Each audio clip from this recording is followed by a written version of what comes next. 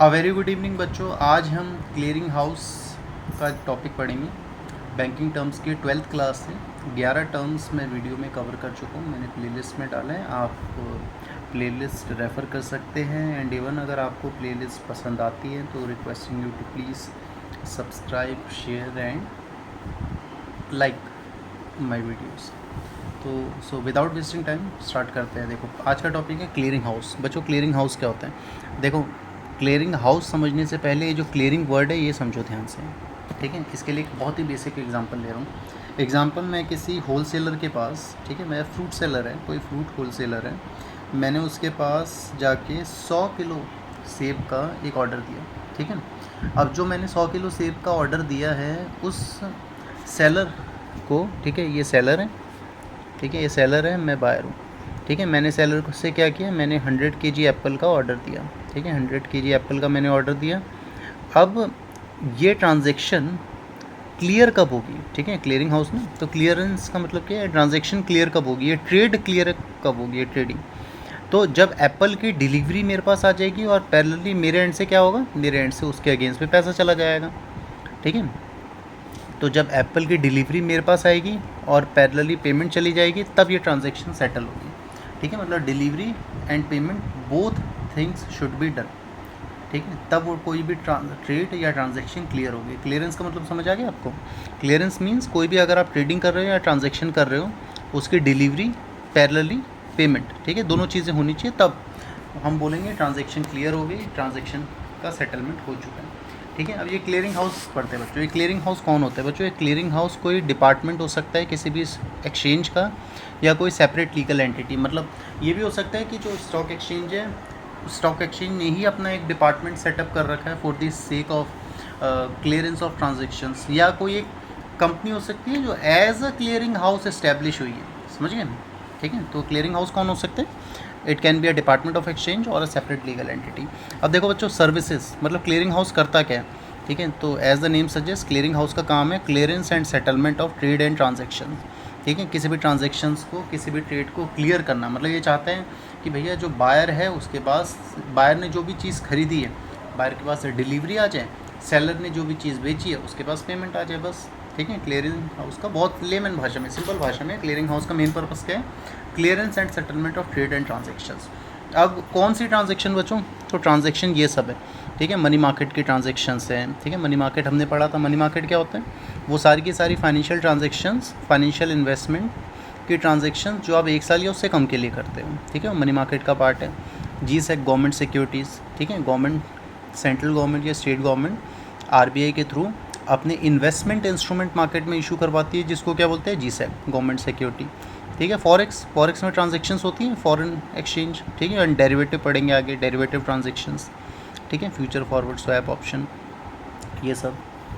तो बच्चों, ये सारी ही ट्रांजेक्शन्स, चाहे मनी मार्केट है, एग्जांपल दे रहा हूँ, मनी मार्केट, जी सेक, फॉरेक्स, डेरिवेटिव, इन ट्रांजेक्शन्स की को क्लियर करना, सेटल करना, ये काम है क्लियरिंग हाउस का, ठीक है। एंड इवन क्लियरिंग हाउस का क्या काम क्या है? मैनेजमेंट ऑफ रिस्क, ठीक है। जो ट्रांजेक्शन्स हैं उसमें रिस्क मैनेज करना। अब आप बोलोगे इन्वेस्टमेंट में क्या रिस्क होता है? तो इन्वेस्टमेंट में रिस्क होते हैं, जैसे सेटलमेंट रिस्क सबसे बड़ा। सेटलमेंट रिस्क क्या होता है? ठीक है, सेटलमेंट रिस्क है कि जैसे आपने कोई भी ट्रांजैक्शन में इंटरवीन किया, जैसे ऊपर जो एग्जांपल दिया था मैंने, ठीक है। अब देखो, यहाँ सेब जो मैंने 100 किलो खरीदे थे, मैं बायर हूँ, ये सेलर है, यहाँ सेटलमेंट रिस्क क्या होगा? एक बेसिक एग्जांपल दे रहा हूँ रिस्क का, ठीक है, जिसमें से बहुत सारे रिस्क में से एक सेटलमेंट रिस्क भी है।